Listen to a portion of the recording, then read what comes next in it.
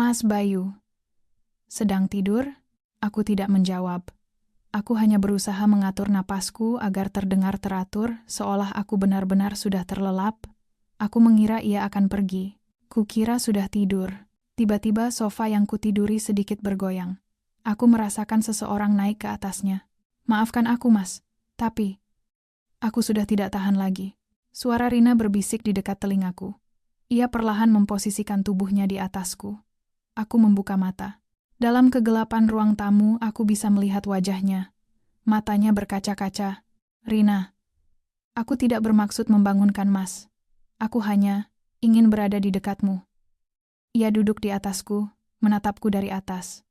Aku tahu ini salah, tapi tanpamu, rasanya aku tidak akan sanggup. Kita tidak boleh begini. Aku tahu. Ia perlahan menundukkan tubuhnya.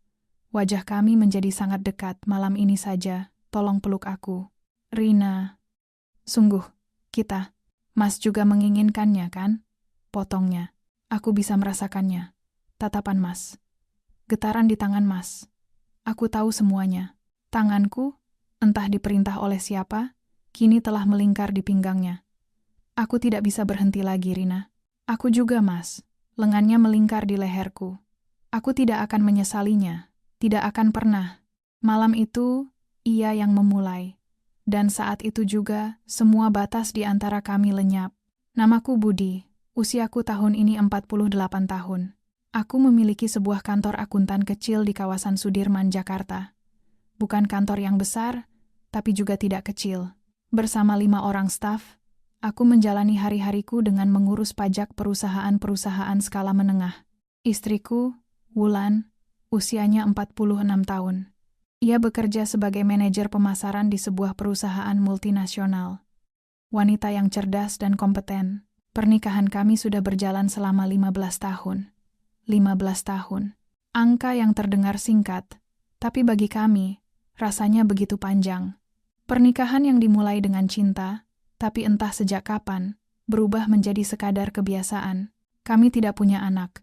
Itu adalah pilihan Wulan. Ia ingin fokus pada kariernya, dan aku menghargai keputusannya. Atau lebih tepatnya, aku hanya menurut. Lalu, ada Rina. Rina adalah sahabat Wulan sejak masa kuliah. Mereka telah bersahabat selama lebih dari 20 tahun.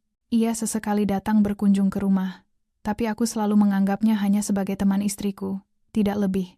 Rina, yang kini berusia 44 tahun, baru saja bercerai. Setelah mengakhiri pernikahan yang juga berjalan selama 15 tahun, ia sedang mencoba memulai hidup baru. Aku ingat Wulan sering sekali mengkhawatirkannya. Dan Rina, akhirnya tinggal di rumah kami, dimulai sejak hari itu. Pagi itu, Wulan sedang sibuk mengemasi kopernya. Mas, sepertinya aku akan pergi sekitar seminggu. Kamu tidak apa-apa kan, sendirian di rumah? Istriku selalu seperti itu. Ia bertanya, tapi tidak pernah menunggu jawaban. Aku hanya bisa mengangguk pasrah. Oh, iya, Rina akan menginap di sini untuk beberapa hari, katanya sambil lalu. Kasihan dia tinggal di hotel sendirian setelah proses perceraiannya selesai. Tidak apa-apa kan? Ia bertanya apakah tidak apa-apa, tapi semua sudah ia putuskan. 15 tahun pernikahan kami selalu seperti ini. Wulan yang memutuskan, dan aku yang mengikuti. Malam itu, sekitar pukul 7, Rina datang dengan membawa satu koper kecil. Mas Budi, maaf ya, jadi merepotkan. Tidak apa-apa, Rina. Anggap saja rumah sendiri. Usianya 44 tahun, 2 tahun lebih muda dari Wulan, tapi entah kenapa ia terlihat lebih rapuh. Mungkin karena perceraiannya, ada jejak kelelahan yang tak bisa disembunyikan di sudut matanya. Kamar tamu sudah disiapkan. Kalau ada apa-apa, bilang saja. Terima kasih, Mas. Ia tersenyum kecil. Senyum yang terlihat begitu sedih, hingga aku harus membuang muka. Malam pertama berlalu dalam keheningan. Aku bekerja hingga larut di ruang kerjaku, sementara Rina beristirahat di kamar tamu. Kami melewati malam itu dalam kesunyian dan kesepian kami masing-masing. Malam kedua. Sekitar pukul 11, aku keluar dari ruang kerja, hendak mematikan lampu dan tidur. Tapi aku melihat seseorang berbaring di sofa ruang tamu. Dalam kegelapan, aku mengira itu adalah Wulan. Mungkin jadwalnya berubah, dan dia pulang lebih awal. Pikirku. Sayang. Bisikku pelan. Aku mengambil selimut, berniat menyelimutinya. Tapi saat aku baru saja akan membentangkan selimut, sebuah tangan dengan lembut menangkap pergelangan tanganku. Mas, suara itu bukan suara Wulan. Rina? Jantungku mulai berdebar. Dalam kegelapan, wajahnya perlahan terlihat. Cahaya bulan yang menyelinap dari celah gorden menerangi parasnya yang sayu. Astaga, kukira kamu di kamar tamu. Aku tidak bisa tidur, Mas. Rasanya sofa ini lebih nyaman. Ia masih memegang pergelangan tanganku. Seharusnya aku melepaskannya, tapi entah kenapa. Kami berdua sama-sama diam. Aku tadi mau mengambilkan selimut. Terima kasih. Rina perlahan bangkit. Ia hanya mengenakan piyama tipis. Di bawah cahaya bulan, lekuk bahunya terlihat begitu jelas. Aku buru-buru membuang muka. Mas, Budi, apa Mas tidak kesepian kalau Mbak Wulan tidak ada? Tanyanya tiba-tiba. Entahlah. Mungkin sudah terbiasa. Terbiasa? Itu artinya kesepian, kan? Kata-katanya menusuk tepat di hatiku. Karena itu benar. Aku sudah lama sekali merasa kesepian, baik saat istriku ada di sampingku, maupun saat ia tidak ada. Apa kamu juga begitu, Rina? Tanyaku balik. Aku? Ia terdiam sejenak, lalu tersenyum getir. Aku sudah lama sekali merasa kesepian, Mas. Baik saat masih menikah, maupun sekarang. Kami saling menatap dalam kegelapan. Keheningan itu anehnya terasa nyaman. Tanpa perlu banyak kata, kami seolah saling memahami. Betapa kami berdua memikul kesepian yang sama. Pakailah selimutnya. Malam ini agak dingin, kataku sambil menyodorkan selimut. Mas juga, cepatlah tidur. Besok pagi biar aku yang siapkan sarapan. Tidak perlu, Rina. Tidak apa-apa, Mas. Aku sudah terlalu banyak merepotkan. Ia kembali berbaring, menarik selimut hingga menutupi dagunya, dan menatapku dari bawah. Mas, Mbak Wulan beruntung sekali punya suami sepertimu. Terima kasih. Aku serius. Mas Budi orang yang hangat dan perhatian. Aku iri, suaranya mengecil.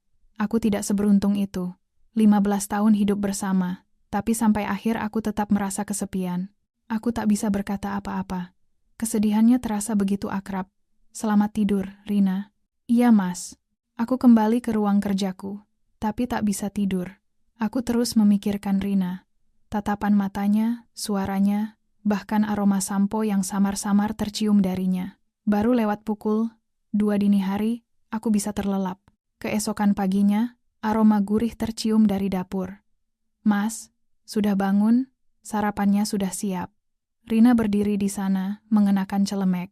Di meja makan telah tersaji nasi goreng, telur mata sapi, dan beberapa potong kerupuk. Kami sarapan berhadapan. Anehnya, terasa begitu nyaman, jauh lebih nyaman daripada saat aku makan bersama Wulan.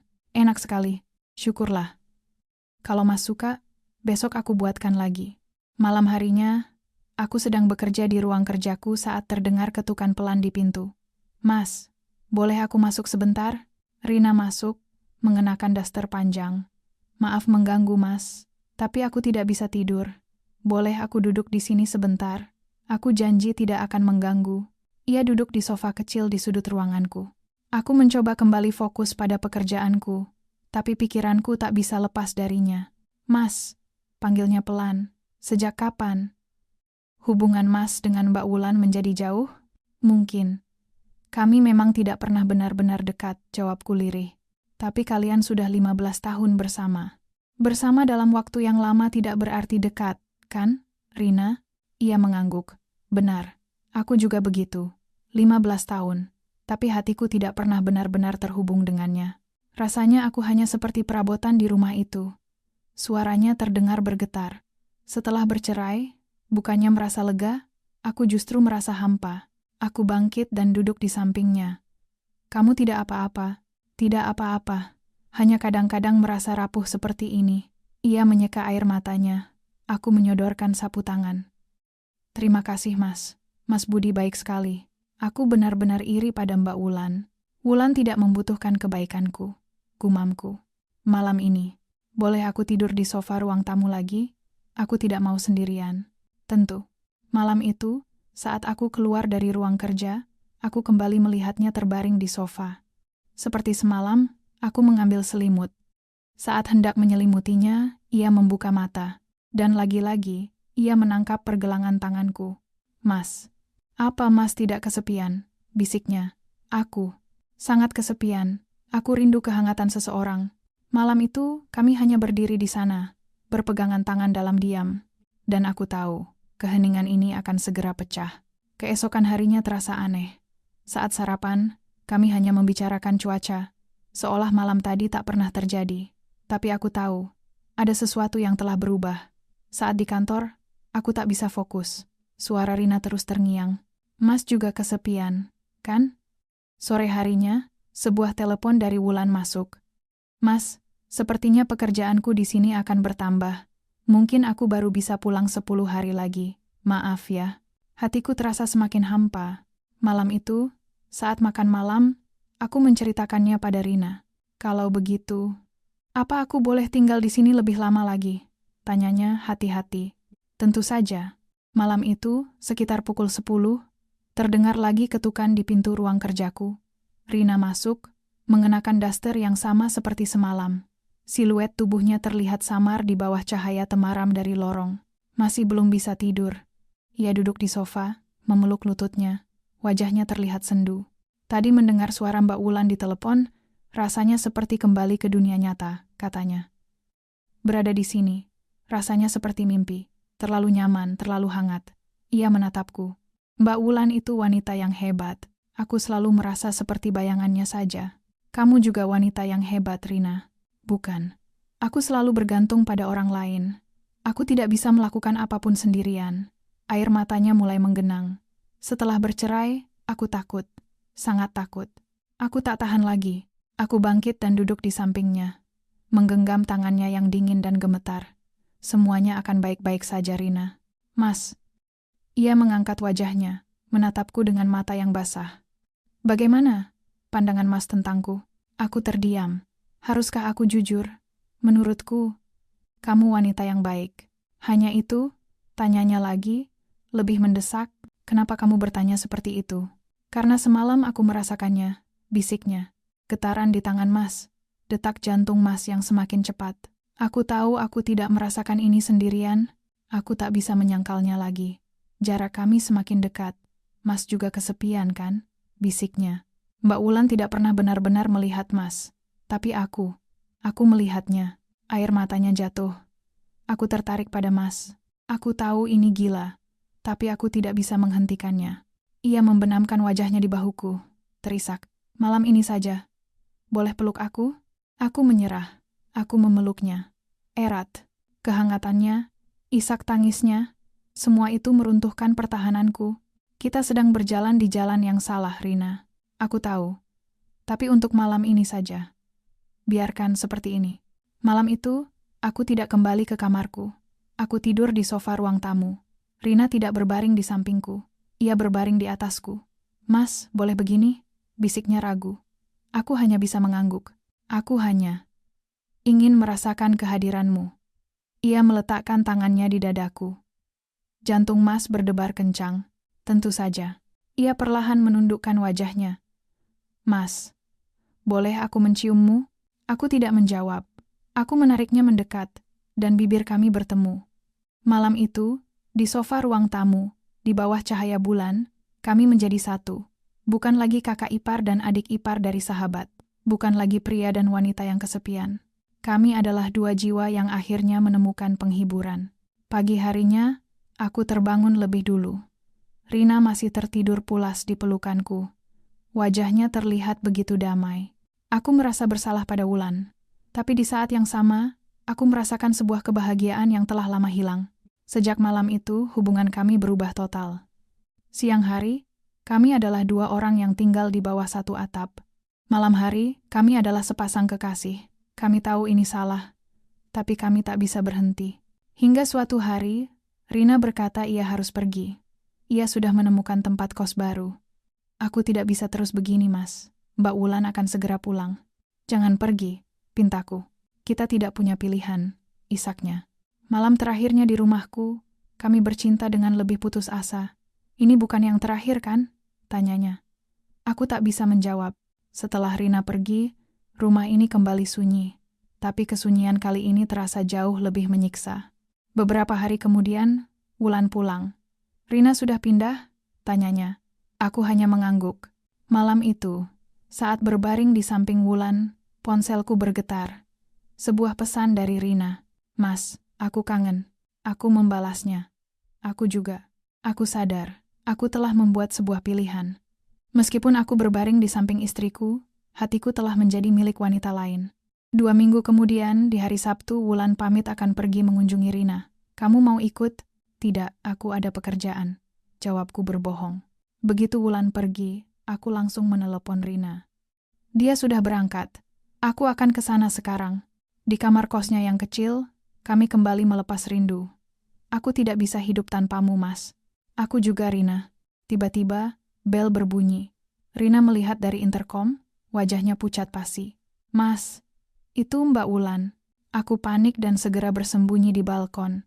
Aku mendengar suara mereka. "Loh, kok kamu kesini lagi? Tadi kan sudah pamit." "Ada barangku yang tertinggal." Setelah 30 menit yang terasa seperti selamanya, Wulan akhirnya pergi. Kami berdua terduduk lemas di lantai. Malam itu, aku mengambil keputusan. Aku menghampiri Wulan yang sedang bersantai di ruang tamu. "Wulan, kita perlu bicara." "Ada apa, Mas?" "Aku rasa kita sudah tidak bisa seperti ini lagi. Mari kita berpisah." Wulan terdiam cukup lama. Lalu ia mengangguk. Aku juga sudah lama memikirkannya.